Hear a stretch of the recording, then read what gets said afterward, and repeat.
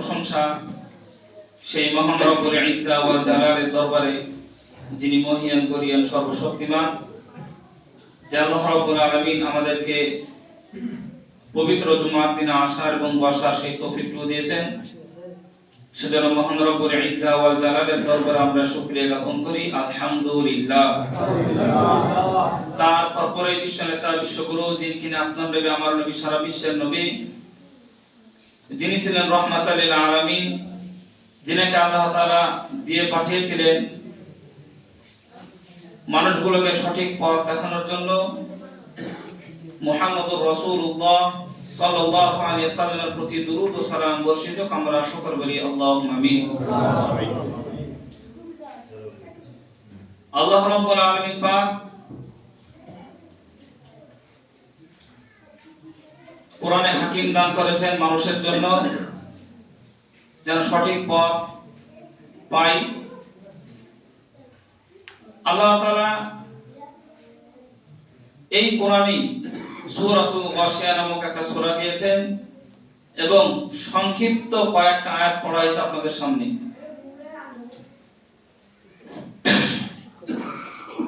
এই সূরাতুল গাশিয়ায় জাহান্নাম সম্পর্কে কিছু বলা হয়েছে। এতটাই ভয়াবহতা, এতটাই ভয়ানক সে জায়গা যা আজ পর্যন্ত আমরা কল্পনা করতে পারিনি। এমনকি আমাদের যে চিন্তা ফিকির কত দূর পর্যন্ত যাবেও না, এতটাই ভয়াবহতা।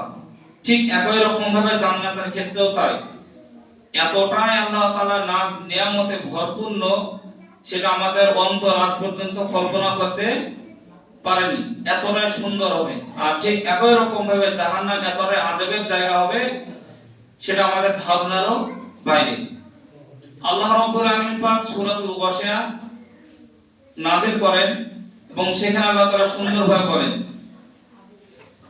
তোমার কাছে আচ্ছন্নকারী বিপদের খবর এসে পৌঁছেছে কি? কিছু চেহারা সেদিন হবে ভীতি কাতর, কঠোর পরিশ্রমরত, ক্লান্ত, পরিশ্রান্ত, জ্বলন্ত আগুনে ঝলসে যেতে থাকবে। ফুটন্ত ঝর্ণার পানি তাদেরকে দেওয়া হবে পান করার জন্য। তাদের জন্য কাঁটাওয়ালা শুকনো ঘাস ছাড়া আর কোনো খাদ্য থাকবে না, তা তাদেরকে পুষ্ট করবে না এবং ক্ষুধাও মেটাবে না। আল্লাহ তাআলা এই সূরাতুল গাশিয়া নাযিল করেন এবং মানুষদেরকে জানিয়ে দেওয়া হয় যে জাহান্নাম এতটাই ভয়াবহতা, সে জাহান্নামে যাওয়ার আগে তোমরা যেন শুধরে যাও। দুনিয়ার জিন্দেগি, আল্লাহ তাআলা দুনিয়ার জিন্দেগিতে আমাদেরকে পাঠিয়েছেন একটা পরীক্ষা স্বরূপ। এই পরীক্ষার হলে বা এই পরীক্ষার ময়দানে আল্লাহ তাআলা আমাদেরকে যে দিয়ে পাঠিয়েছেন, পরীক্ষা হচ্ছেও, এটাও ঠিক কথা। আপনি যে অবস্থাতে আছেন, হয়তোবা ভালো কিংবা মন্দ, এই অবস্থাতে আল্লাহ তাআলা আপনাকে কি করছে? পরীক্ষা করছে। সূরা বাকারা পড়েন 2 নম্বর পারা 2 নম্বর পৃষ্ঠা আপনি পেয়ে যাবেন, ওয়ালা নাবলুওয়ান্নাকুম বিশাইইম মিনাল খাউফি ওয়াল জু'i ওয়া নাকসিন মিনাল আমওয়াল। বান্দাকে আল্লাহ তাআলা সব কিছু দিয়ে পরীক্ষা করবে। ছেলে সন্তান দিয়ে, মেয়ে সন্তান দিয়ে, কিংবা কাউকে দিবেই না, কারো হয়তোবা মা বাবাকে হয়তোবা আল্লাহ তাআলা আগে থেকেই করবে। তো বিভিন্ন রকম ভাবে আল্লাহ তাআলা কি করবে? তাদেরকে পরীক্ষা করবে। পরীক্ষা দুনিয়াতে মানুষের হবে, কিন্তু পরীক্ষা যদি দুনিয়াতে এরকম ভাবে যে ফলস্বরূপ দুনিয়াতেই পাই যাব, এটা হবে আপনার ধারণা। গত জুমায় বলা হয়েছিল যে সূরাতুল ফাতিহা যে আমরা পড়ি যে মালিক ইয়াউমিদ্দিন, বিচার দিনের মালিক, সেদিন ইনসাফের ভিত্তিতে হবে বিচার। কিসের ভিত্তিতে? ইনসাফের ভিত্তিতে। আপনি কিয়ামতের বর্ণনা অনেক শুনেছেন, নামাজের বর্ণনা অনেক শুনেছেন, বা ভাবেন কিয়ামতের যে ফায়সালা হওয়ার পরের চিন্তা ফিকির করেন, যখন মানুষকে জাহান্নাম জান্নাত একদম ফায়সালা হয়ে যাবে, যখন জান্নাতের মধ্যে ঢুকে পড়বে এক শ্রেণী মানুষ এবং জাহান্নামে যখন এক শ্রেণী মানুষ ঢুকে পড়বে, ঠিক ওই টাইমের কথা চিন্তা বের করেন। সূরাতুল গাশিয়া থেকে আল্লাহ তাআলা বলেন যে সেই দিন কিছু কিছু মানুষের এমন হবে অবস্থা যে তাদেরকে কাঁটাযুক্ত খাবার দেওয়া হবে। এতটাই ভয়াবহতা, ক্ষুধা লাগবে, সে খাবার খাবেও, কিন্তু এমন পর্যায়ে দাঁড়াবে সেই কাঁটাযুক্ত ফল তার এই যে মানে আমরা আঞ্চলিক ভাষাতে ললি বলি আর কি, বা যে ইসে গিয়ে কি হবে, সেখানে গিয়ে আটকে যাবে। আটকে যাওয়ার পরে ঠিক এরই বর্ণনায় যখন এই কাঁটাটাকে নামানোর চেষ্টা করবে, গিসলিন নামক একটা খাবার দেওয়া হবে বা পানি। তাফসীরের ভাষায় এরকম যে কি রকম, যেগুলো রক্ত এবং পুষ দিয়ে যেগুলো মিশ্রিত হয় সেই পানি দেওয়া হবে, যেগুলো আমাদের কল্পনারও বাইরে। ভাবতেই কেমন লাগে, এমনি স্বাভাবিক কোন মানুষের যখন একটু ঘা পসরা হয় ভাবতে খারাপ লাগে না? এই মানুষের এরকম অসুখ কোন মানুষ যদি গ্রামে না দেখতে পান, কোন না কোন সময় হাসপাতালে গিয়েছেন, জাতপত্র দেখতে পান, হয় আরেকজনের মানে যে কোনো মানুষের কিন্তু থাকে। তো ধরেন উদাহরণস্বরূপ ওই জিনিস যদি মানুষকে দেওয়া হয়, তার অবস্থা কি ভালো হবে না খারাপ হবে বলেন? দেখেন আমি বলছি আর আপনি শুনছেন, এই শোনার মধ্যে কিন্তু আপনার মধ্যে একটা কি আসছে, একটা ঘৃণা ঘৃণা একটা ভাব আসছে না, যে কি অবস্থা, ভাবে ভালো কি। কিন্তু সেদিন এটাই বাস্তব, আল্লাহ তাআলা কি করবে, বান্দাদেরকে সেদিন দিবে, একদম গলাতে কি হবে, সেদিন আটকে যাবে। আর আটকে যাওয়ার পর সেই যখন খাবারটা দেওয়া হবে, তার সেটা দিয়ে নামানোর চেষ্টা করবে, কিন্তু নামবেও না, আবার কি বাইরেও আসবে না, এতটাই কষ্ট। সূরা জুমার পড়েন আপনি, সূরা জুমারের ৭১ নম্বর আয়াতে আল্লাহ তাআলা বলেন,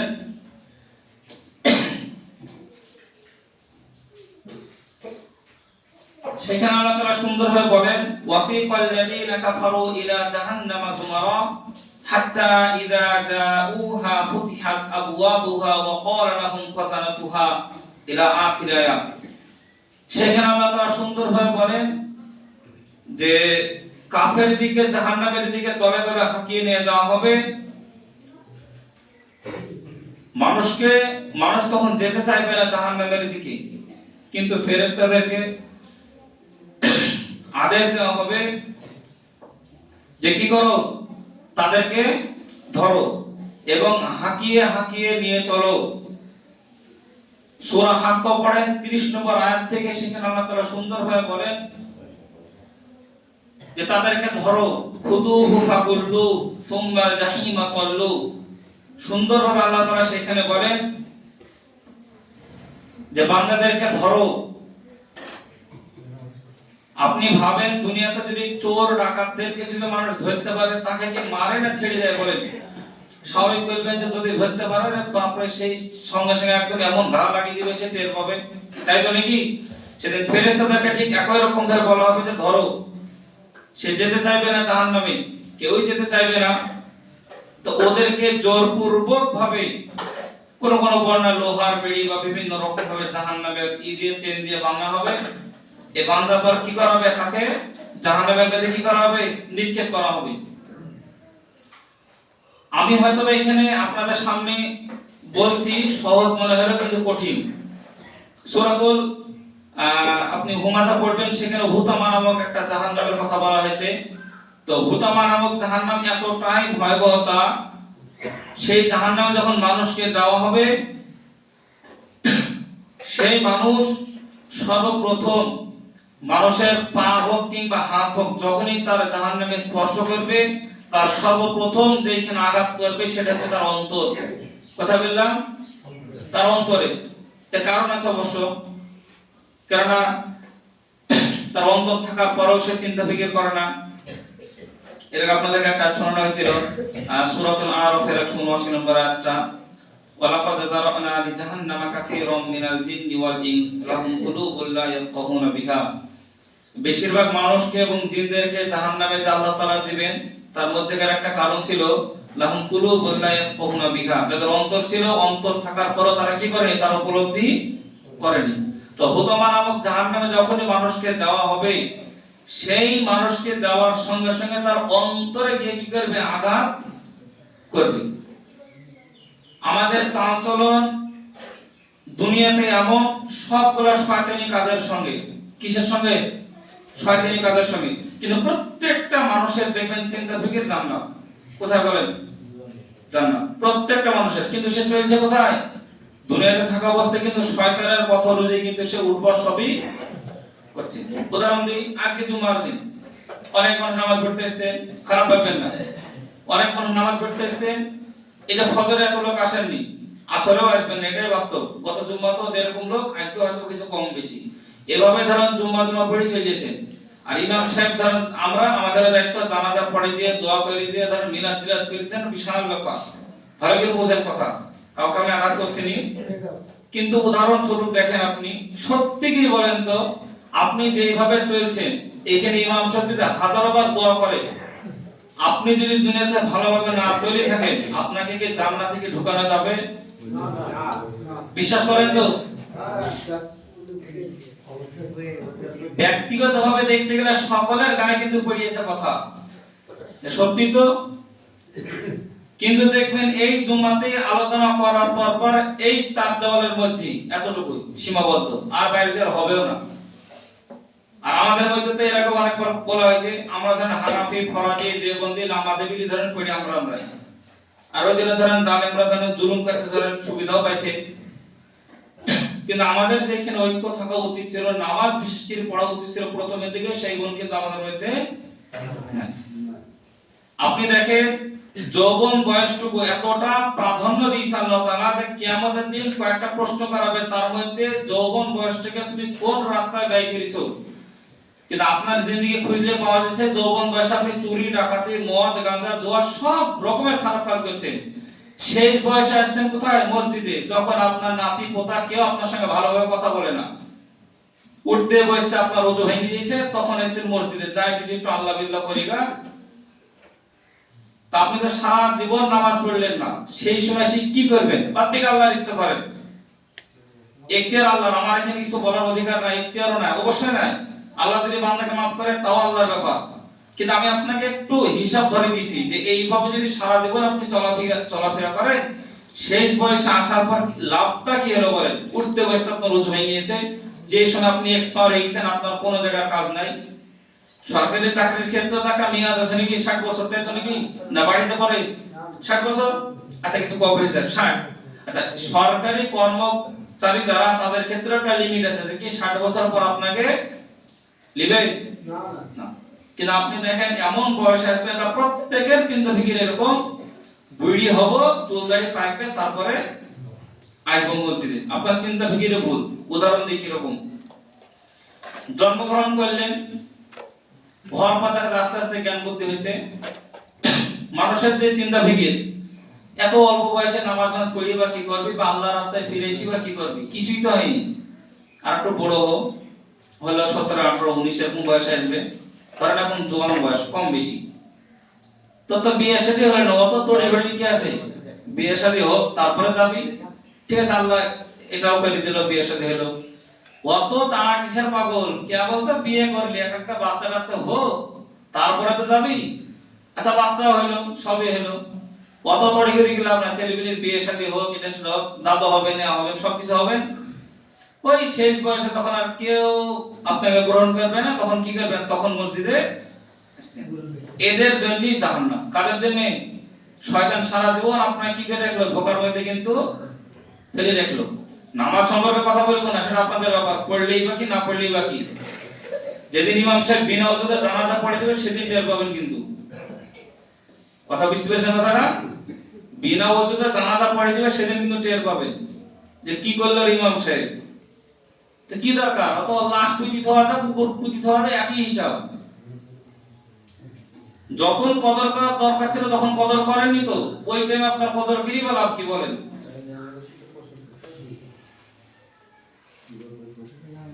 জানাজা তো তাদের ক্ষেত্রেই যাওয়া উচিত যারা নামাজি ব্যক্তি। আর আমার তো আফসোস হয়, আপনাদের একটা খোলামেলা কথা বলি, খারাপ ভেবেন না।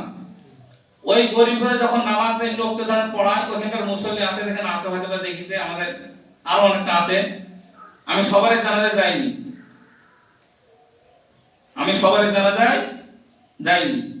এক কথা বলে একটু অন্যদিকে যাচ্ছে ঠিকই, তারপর আমি বলছি আপনাদের ভালো জেনে বলছি, যার আনুগত্য করা উচিত বা যাকে রব হিসেবে মানা উচিত, যিনি আমাদের খালিক, যিনি আমাদের মালিক, তার একটা কাজ আপনি করছেন না, আপনার চিন্তা ফিকর হয় না। শয়তান এমন ভাবে আপনাকে পাকড়াও করেছে, শয়তান আপনার অন্তরে এমন ভাবে কবজা করেছে যে ভালো কাজকে আপনার ভালো মনে হয় না। জাহান্নাম থেকে বাঁচতে হলে কয়েকটা গুণ লাগবে আপনার মধ্যে। তার মধ্যে সর্বপ্রথম হচ্ছে আল্লাহ এবং আল্লাহ রাসূলের উপরে বিশ্বাস বা ঈমান আনা। কি আনা? আল্লাহ এবং আল্লাহ রাসূলের উপরে ঈমান আনা। আমরা জানি মুসলিম হতে হলে শর্ত আল্লাহ এবং আল্লাহ রাসূলের উপর কি পূর্ণাঙ্গভাবে কিন্তু আমাদের বিশ্বাস বা এটা কিন্তু থাকা লাগবে। যদি না থাকে তো আপনার ইবাদতের কাজ মানে কি হবে না, আপনি সওয়াব পাবেন না বা কোনো রকম কাজ হবে না। কারণ মূল জায়গা ওইখানে বিশ্বাস আপনার কি সর্বপ্রথম আপনাকে রাখতে হবে। তো আল্লাহ তাআলা সেখানে বলেন, সূরা আপনি সফের মধ্যে পড়বেন পাবেন, ইয়া আইয়ুহাল্লাযীনা আমানু হাল আদুল্লুকুম আলা তিজারাতিন তুনজিকুম মিন আযাবিন আলীম তু'মিনুনা বিল্লাহি ওয়া রাসূলিহি ওয়া তুজাহিদুনা ফি সাবিলিল্লাহি বিআমওয়ালিকুম ওয়া আনফুসিকুম যালিকুম খায়রুল লাকুম ইন কুনতুম তা'লামুন। আল্লাহ তাআলা সেখানে বলেন যে আমি কি তোমাদেরকে একটা সহজ ব্যবসার একটা মানে পদ্ধতি তোমাদেরকে জানিয়ে দেব। তো সেই জিনিসটা কি আল্লাহ তাআলা নিজেই বলেন আয়াতের মধ্যে। সেই জিনিসটা কি? প্রথমত আল্লাহ এবং আল্লাহ রাসূলের উপর কি পূর্ণাঙ্গভাবে বিশ্বাস। কি বলেন? আল্লাহ এবং আল্লাহ রাসূলের উপরে বিশ্বাস। তারপর আল্লাহ তাআলা বলেন যে তোমাদের যে জান মাল দিয়ে তোমরা আল্লাহর রাস্তায় কি করবে? তোমরা জিহাদ করবে। কি করবে? জিহাদের সম্পর্কে একটু বলি। জিহাদ সম্পর্কে সবসময় উল্টোপাল্টা ভাববেন না। এই পশ্চিমারা যে আপনাদেরকে ব্যাখ্যা দিবে সেই ব্যাখ্যা গ্রহণ করবেন না। ওই পশ্চিমারা ব্যাখ্যা দিবে বা যারা দেখবেন মানে বুঝাবে যে জিহাদ করা মানে এই যে তরবারি দিয়ে একদম ইয়াওয়া করে একদম হিন্দু আর যত সাম্প্রদায়িক দাঙ্গা লাগে এই বিষয়টা এরকম না। জিহাদের দুইটা ভাগ আছে। কয়টা ভাগ আছে? দুইটা। একটা হচ্ছে জিহাদ আসগার আর একটা হচ্ছে জিহাদ আকবার। কয়টা বললাম? দুইটা। একটা হচ্ছে নিজের নাফসের সঙ্গে জিহাদ। কার সঙ্গে বললাম? নাফসের সঙ্গে। আর একটা হচ্ছে আপনার ওই যে তরবারি নিয়ে বা যাই বলেন না কেন সেটা হচ্ছে আল্লাহর দ্বীন কায়েমের ক্ষেত্রে। কখন বললাম? এখন কি আপনি আল্লাহর দ্বীন কায়েম করতে চাইছেন? আপনি নিজের নাফসের সাথে কি করছেন? আপনি বলেন জিহাদ করছেন। এটা নিজের নাফসের সাথে যে জিহাদ করছেন, জিহাদের অর্থগুলো আরো অন্যান্য আসে, ছোটখাটো আরো অন্যান্য আসে। তার মধ্যে দুইটা হচ্ছে বড় বড়। বুঝতে পারছেন কিনা?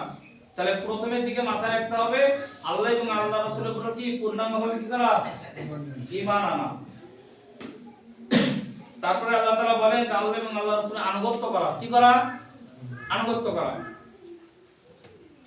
আল্লাহ তাআলা সূরাতুল আল ইমরানের মধ্যে 31 নম্বর আয়াতের মধ্যে পাবেন, কুল ইন কুনতুম তুহিব্বুনাল্লাহ ফাত্তাবিউনি ইউহিব্বুকুমুল্লাহ। আল্লাহ তাআলা যদি আমরা পেতে চাই তাহলে সর্বপ্রথম আমাদের রাসূলকে অনুসরণ করা লাগবে। ভালো করে বুঝেন। আল্লাহ রাসূলকে কি করা লাগবে? অনুসরণ করা লাগবে। অনুসরণ বা অনুকরণ বলতে আমরা কি বুঝি? আমি রাসূলকে ভালোবাসি, মুখে এক বলা, ভালো করে বুঝবেন। এবং আল্লাহ রাসূলকে আমি ভালোবাসি, সেই ক্ষেত্রে আমার প্রত্যেকটা চলা সুন্নাত পদ্ধতিতে। তো দুইটার মধ্যে তফাৎ আছে না নাই? এখানে অনেক মানুষকে যদি জিজ্ঞেস করা হয় প্রত্যেকে উত্তর দেবে আমি রাসূলকে ভালোবাসি। অবশ্যই উত্তর দিবে, দেওয়া উচিত। কিন্তু দেখবেন বাস্তব জীবনে দেখবেন মিলাতে যাবেন দেখবেন কোনো মিল নাই, কোনো মিল নাই। তো এটা হতে পারে না। আপনি যদি কাউকে ভালোবাসেন সেটা দেখানোর প্রয়োজন আছে না নাই? আছে। আর এটাই হবে যে কারো প্রতি যদি ভালোবাসা থাকে, আপনি যদি কোনো দিক থেকে তাকে বুঝতে না দেন তো হইলই বা কিভাবে আপনার ভালোবাসা? রাসূলের প্রতি আপনার ভালোবাসা, আপনি এক ওয়াক্ত নামাজটুকুও পড়েন না, আপনি এক ওয়াক্ত নামাজটুকুও পড়েন না, আর আপনি বলছেন যে আমি রাসূলকে ভালোবাসি। তা আপনার কথার সঙ্গে তো মিল হয়েছে না? যে আপনার এই কথাটা ভুল। আপনার এই কথা কি ভুল। একটা উদাহরণ দিয়ে বুঝতে পারবেন। আমাদের নবী সাল্লাল্লাহু আলাইহি ওয়াসাল্লামের চাচা ছিল আবু তালেব, শুনেছেন, অনেক প্রসিদ্ধ, খুব চল। আবু তালেব যিনার নাম ছিল, উনি রাসূলুল্লাহ সাল্লাল্লাহু আলাইহি ওয়াসাল্লাম উনি রাসূলকে সব সময়ের জন্য ঢাল স্বরূপ, মানে উনি নবী সাল্লাল্লাহু বাঁচাতে আর কি বাঁচাতে বলতে গেলে কাফের মুশরিকরা তখন যে বাজারা যেভাবে তাকে অপমান করার চেষ্টা করুক, মানে বিভিন্ন রকম ভাবে যে তাকে আঘাত করার চেষ্টা করত, ঢাল স্বরূপ সর্বপ্রথম তার চাচাই কি করত? বাঁচাইতো বা দাঁড়াইতো। এতটা ভালোবাসতো। কিন্তু তিনার জীবনের ক্ষেত্রে দেখেন তিনি কিন্তু ঈমান আনিছিল, কিন্তু দেখবেন ওনার জিন্দেগিতে কিন্তু ভালোবাসছিল খুবই। কিন্তু দেখবেন একটাই শেষ প্রশ্ন বা শেষ কথা ছিল যে কি ওনার চাচার ক্ষেত্রে একটা কথা ছিল যে কি যে আপনি ঈমান আনু লা ইলাহা ইল্লাল্লাহ মুহাম্মাদুর রাসূলুল্লাহ। তা এই কালেমাটুকু কিন্তু শেষ পর্যন্ত কি করেনি, সে বলেনি বিষ্ণাগত হওয়ার পরেও।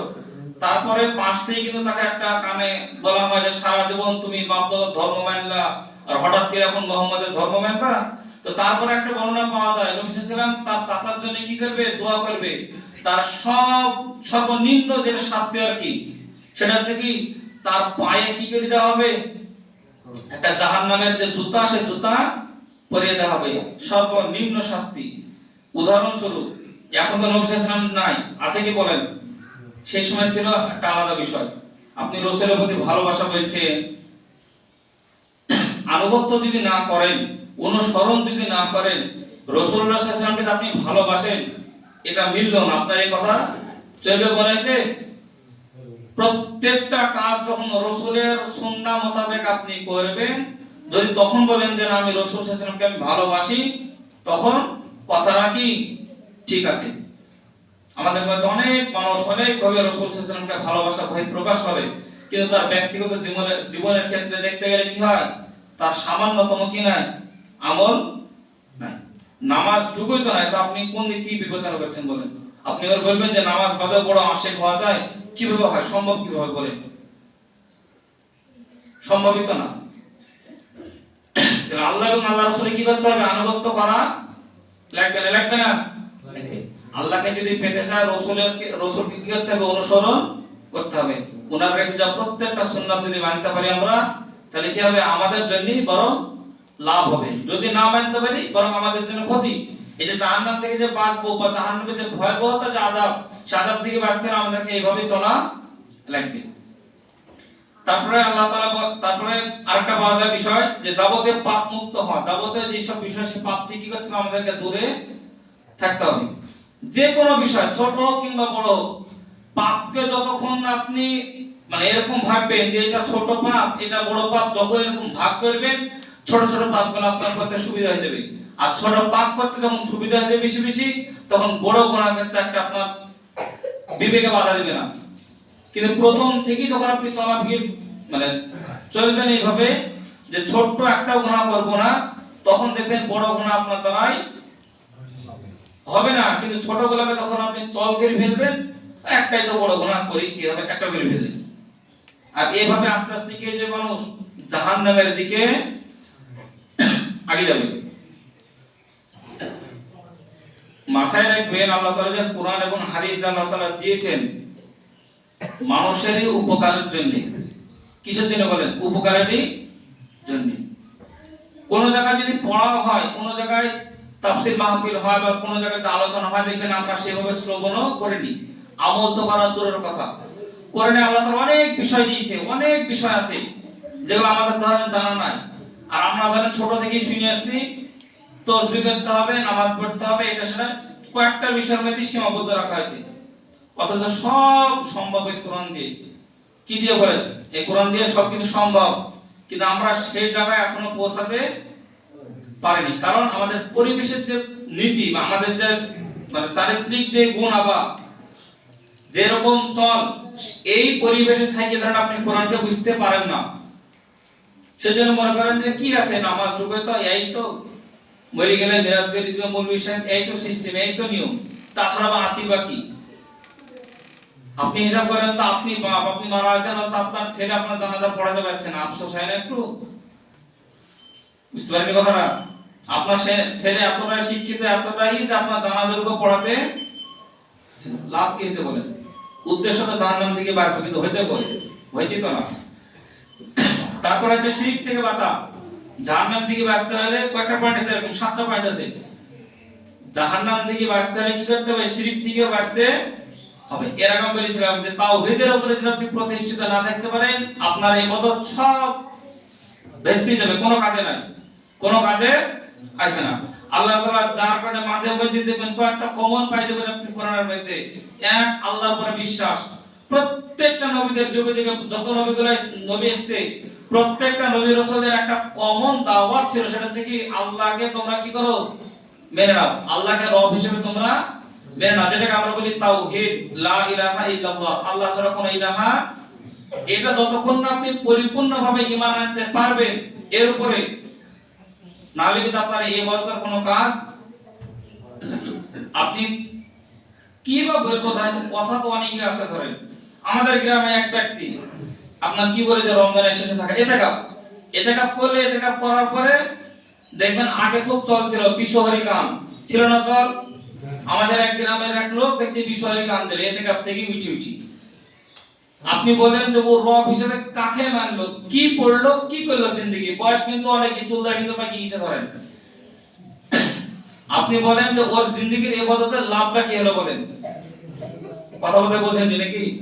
ওর কি এমন ঠেকা পড়ে গেছে যে ওকে বিশ্বহরি গান দিতে হবে? আপনি বললেন যে ওর ইচ্ছা আছে ও দিয়েছে। আরে বাবা, ইসলাম তো এখানেই বাধা দেয়, ইচ্ছা সবসময় করে না। এখানে ইসলাম বাধা দেয় যে রব হিসেবে তুমি যতক্ষণ না মানতে পারবা ইবাদতের কাজ গ্রহণযোগ্য হবে না। যার কারণে আল্লাহর উপর আপনার পূর্ণাঙ্গভাবে বিশ্বাস আনতে হবে যে আল্লাহ খালিক, আল্লাহ মালিক, যিনি রহমান, যিনি সাত্তার, যিনি গফফার। এই যে আল্লাহর গুণবাচক করে নামগুলো দিয়েছে, এমনিতে প্রত্যেকটা নামের পিছনে কারণ আছে। এই যে আল্লাহর একটা নাম আছে আর রাজ্জাক, রিজিক দাতা। আমরা সকলে কিন্তু বিশ্বাস করি কম বেশি, কিন্তু কিরকম ভাবে বিশ্বাস করি? ধরেন দেখেন প্রত্যেকটা মানুষকে জিজ্ঞাসা করা হয় আচ্ছা রিজিকের মালিক কে, সকলে উত্তর দেবে যে রিজিকের মালিক আল্লাহ। তো রিজিক কি শুধুমাত্র আমরা যে খাবার খাই সেটা শুধু বলেন? রিজিকের অনেকগুলো অর্থ হয়। ছেলে সন্তান আছে, পড়াশোনা আছে, আপনার এমনি খাবার তো আছে, ধন সম্পদ, টাকা পয়সা, এই সবগুলো রিজিকের মধ্যে পড়ে। একটা দেখা যাচ্ছে কোন দিক থেকে আল্লাহ তাআলা আপনাকে পরীক্ষা স্বরূপ দিছে না, হ্যাঁ, সবাইকে দেখতে পেয়েছে, আমাকে দেখতে পেয়েছে না, বা এরকম যে আর কাউকে দেখতে পেল না, আমাকে দেখতে পেয়ে গেল, বলে না বলে না বলেন? তাওহীদের উপরে বিশ্বাস নাই তার, আল্লাহর উপরে প্রকৃত পূর্ণাঙ্গভাবে বিশ্বাস তার নাই। আর যতক্ষণ না আপনার পূর্ণাঙ্গভাবে ঈমান আনতে পারবেন আপনি বা আমি, আমাদের এই ইবাদত কিন্তু ততক্ষণ পর্যন্ত গ্রহণযোগ্য হবেও না। প্রয়োজন আপনার সূরা, দোয়া, কেরাত একটু কম হোক, সমস্যা নেই, হোক কম, কিন্তু বিশ্বাস প্রথমত লাগবে না, লাগবে না? লাগবে। আপনি দেখবেন প্রথম জুমায় এসে সততা সম্পর্কে বলেছিলাম একটু। তো সততা সম্পর্কে যদি আপনার জ্ঞান না থাকে আপনি কোনো ইবাদত করতে পারবেন না। মূল বিষয়গুলো ধরতে হবে, ইবাদত কম হোক। আরে জিন্দেগিতে প্রত্যেকটা মানুষের ভুল আছে। আমি আপনার সামনে দাঁড়িয়ে কথা বলছি, আমারও জিন্দেগিতে ভুল আছে। আরে বাবা, এখানে কেউ দুধে ধোয়া তুলসীর পাতা না। কেউ বলতে পারবেন যে আমি গুনাহ করিনি? কেউ বলতে পারবেন এখানে? বলেন একটা ব্যক্তি বলেন তো, দেখবো কোন ফেরেশতা চলে এসেছে এখানে, দেখবো আছে কি? বলেন না রে বাবা, সবারই গুনাহ আছে, এটাই বাস্তব। কিন্তু গুনাহ থাকার পরেও হতাশই পড়া যাবে না। হয় যা হলো হলো, নামাজই পড়বেন না, তাহলে কি এত গুনাহ হয়ে গেছে? গুনাহ হবে, আবার তওবা করবেন, আবার ফিরে দাঁড়াবেন। এটা আল্লাহ তাআলা কি করে? পছন্দ করে। তো আর কয়েকটা পয়েন্ট বলবো জাহান্নাম থেকে বাঁচতে। একটা তো ভাই আপনাদের এখানে কথা ভিতরে টাইম কি পাচ্ছে নিজে বোঝা যায় না। তারপর দেখেন বেশি পরিমাণ দান করা, ফরজ ইবাদত যথাযথ আদায় করা এবং দোয়া করা, কয়েকটা গুণ। বেশি পরিমাণে দান করবেন, গোপনে দান করার চেষ্টা করবেন সবচেয়ে বেশি। কি করবেন? গোপনে দান করার চেষ্টা করবেন সবচেয়ে বেশি। তারপর হচ্ছে ফরজ ইবাদতগুলো, হোক সেটা নামাজ, রোজা, হজ, যাকাত, যেটা যেটা সামর্থ্য আছে সেগুলো সেগুলো কি করবেন? আমল করার চেষ্টা করবেন। ফরজ ইবাদত যেগুলো ছাড়বেন না, কখনো না। এটা আল্লাহর তরফ থেকে হুকুম, আদেশ, মানতেই হবে। মহিলাদের জন্য তো ছাড় আছে, তো ব্যাটাসির জন্য তো কোনো সমাধান ছাড় নাই। আপনি যদি সফরেও যান তবু 4 রাকাত নামাজের ক্ষেত্রে 2 রাকাত নামাজের পড়ার কিন্তু হুকুম আছে, এতটাই পড়া ছেলেদের জন্য।